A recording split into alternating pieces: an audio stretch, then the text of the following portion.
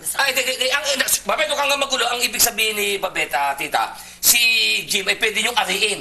Sapagkat gusto namin yung saan kayo liligaya, habang nananatili kayo rito, ay gagawin namin. Sa inyo si Jim, kuha ka na kayo mo. That's how I like. Oo, okay. Huwag ka kumain. Bawal sa iya. Murin ako, Babet. Ito na lang bangus. Matikman niyo yung bangus. Pwede po, ma'am. Pwede po. Pwede po sa iyo. Ay, ito na po ito. Hindi ka pwede. Hindi ka pwedeng kumain. Bawal sa iyo yan. May sakit ka, hindi ka pwede. Ito na lang. Hindi, walang ganyan. Eh, ano kakainin ko? Ito ang bagay sa iyo. Ito ang kainin mo. Ayan. Babet, plastic ito eh. Dapat lang, dahil plastika naman tayo dito eh. Uy. Pasensya ka na, tita. Hindi nag-aral. Grade 1 lang hindi tinapos. Alam mo, hindi naturuan ng good manners ang right conduct. Kasi nga, pulubi. At saka, hindi ko lagi kwento sa inyo. Matandang dalaga. Eh, alam niyo pag matandang dalaga, ano pa mangyayari dyan? Eh, ba't hindi nyo nagtandali? Kawawa, magugutom. Baka ibenta ang katawan. Sino nang bibili yan? Wala nang bibili yan. Eh, nakita naman yung itsura. Katawan na katawan. Nakita niyo, balat tuloy.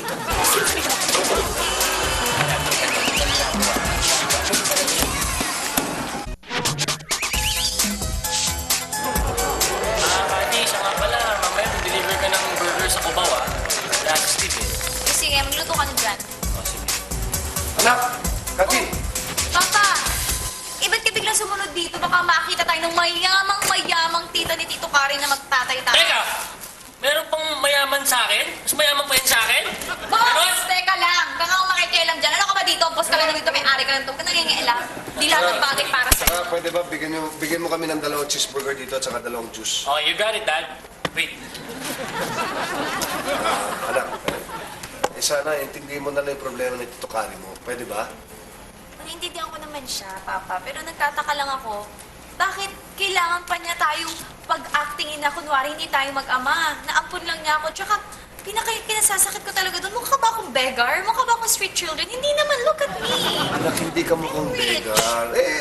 Alam mo, pagbigyan mo ng Tito Kari mo, magbibigay naman na sa atin ng konting pera yun eh. At least makakatulong sa pag-aaral mo yun. At saka ko lang naman ginagawa yun dahil sa iyo eh. Ha? Alam mo iniisip ko kung makakahanap ako ng magandang trabaho. Nako, alam mo, Diyos ko po, hindi ko napapatulan yung mga ganon. Ha? At saka si Karen na papamanage ko ng business natin. Naiinis ko lang naman sa'yo, Papa. Bawat naman kanina, habang sinasabi ni Tito Karen na ampun niya ako, parang wala ka namang pakialam sa akin. Hinayaan mo na lang magmukha akong kanga doon. Parang wala ka namang care sa akin. Anak, hindi totoo yan. Kaya ko nga lahat ginagawa to para sa'yo. You know how important you to my life? You're the only one to my life. Talaga? Hindi kita pagpapalit kay kanino. Talaga? Siyempre, anak, mahal na. Promise? Promise. Ako lang yung babae mo dapat, ha? Ikaw lang. Wala nang iba. Wala nang iba pa, baby. Okay. Oh. Sige. Ha? Papa, magdi-deliver na nga pala ako sa Cubao. Sandali, ba't ikaw nagde-deliver? Delikado yung motorsiklo. Kasi wala daw si Steve! Oo nga, Dad, pero hindi naman motorsiklo. Papagamit ko sa kanya yung MB ko. Naka-MB naman pala ako eh. Ano yung Hindi lang, MB? pang-pressure lang. Asan na? Ito. Sige. Akin na yung juice ko. Papa, diyan ka lang, ha? Oo. Ako lang babae mo, ha? Siyempre, anak, pasensya, intindihin mo na, anak. Ano po? Okay. Nak! Ingat ka sa mga kulukoy, ha? Baka maano ka dyan.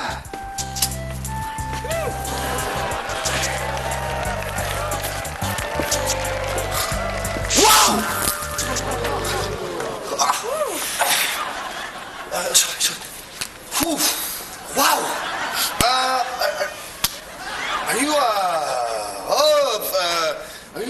You don't look Filipina, but, beautiful. Are you beautiful? Are you Filipina? No. Do you wanna eat? You wanna eat? No, thank you. I don't wanna eat. Nagmamadali ako. Okay. May hinahanap akong bahay. Bye! Ooh, what type? Apartment type? Condo type? I know a lot of bahay here. Ako na bahala sa rental. Hindi ako magre-rent. Hindi.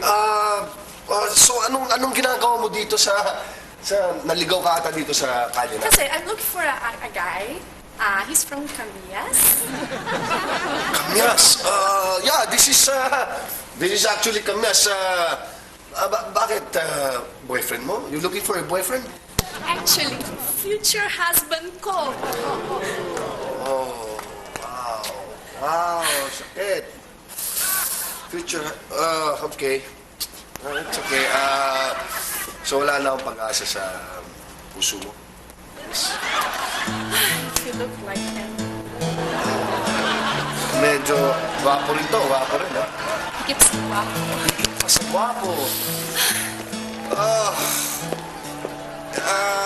Miss! Ano nga? What's your name? Paul! Oh! Nakita mo yun kung gaano kang Ano yun, Jim? ang ganda po! Ay! Ay! Ay!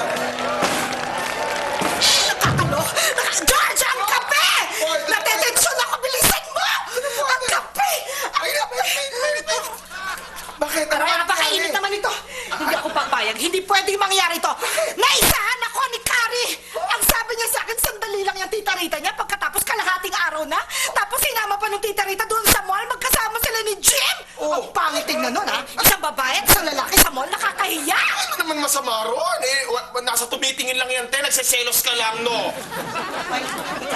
Hindi kita kinuha rito para kontrahin ako. O baka namang gusto mong mag-New Year sa Chinese General Hospital. Tama. Bakit nga ba magkasama sila? Kasamang tingnan yung te? Oo! Napakasamang tingnan. Dapat ako kasama. Ang Ay, babe! Parang dumi-dumi ito paano? Dapat yung nagwawalis ka na naglilinis ka. Tumigil ka. Ano Madumi! pakialam mo kung madumi ito ano? Kailangan linisin ko. Linisin ko. Ay, tita. Ako na yan. Yes. Jim, bakit ngayon ka lang? Uwi ba to ng isang matinong lalaki? I hate you! Kasi, Hindi ka tari ang katulong mo. Hindi, kasi ganyan talaga. Pasensya ka na ho, tita. Yan eh, basag ang pulan yan. Luka-luka sa madalang salita. Kaya hindi alam mga pinagsasabi ko saan napupunta. Pasensya na kayo. Behave. Down. Calm down. Behave. Baby shots pa yan. Yes. Behave. yun kasi... Kasi...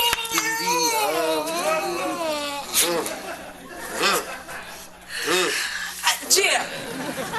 Pa kaya? Isukat mo itong mga binili natin. Kasi itong mga isusot mo pag sumama ka na sa akin sa abroad. Paano? Anong sasama? Jim, sandali. Hindi ko nga pala nasabi sa'yo. Sinabi ko kay tita na ikaw na ang kuhanin bodyguard pagaling doon sa abroad kaysa doon sa mga lasenggo dyan kay Buddy. Walang kwenta. Total naman, iisa naman ang inyong kulay noon. Sa madaling salita, sasama ka bilang bodyguard sa kanya sa abroad, okay? So, boss, kayo na nagdesisyon. Ako ng desisyon. Ako. Bakit naman hindi? Ayaw mo ba ng Tahimik ka.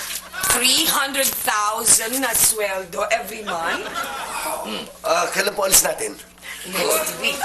Ayusin ko ang passport mo at susunod ka sa akin. Okay, yes, ma'am. Okay, ma'am. So, mabuti pa kaya isukat mo na ito para and let me help you. Para alam ko naman kung ano magiging size mo pag paggawa ko ng... Iba yan, tita eh. bodyguard. No! Yun!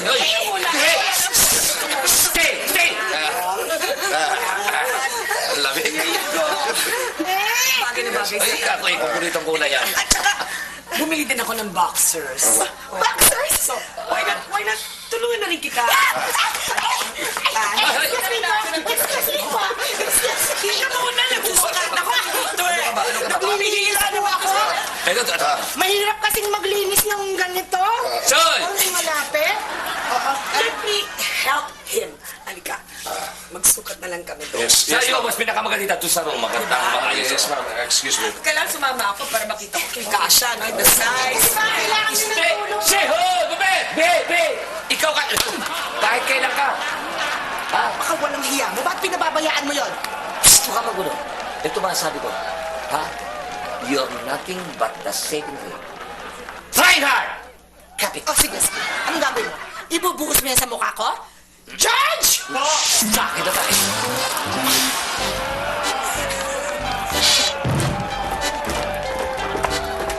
Hi, baby. Apa, ano naman itong mga nababalitaan kung aalis ka na? Kasi alam mo yung tita ni Uncle Kari mo. Kinuha kasi akong bodyguard. Kaya lang sa abroad eh. Sa abroad? Anak, malaking pera yung kikitain natin eh. Andyan naman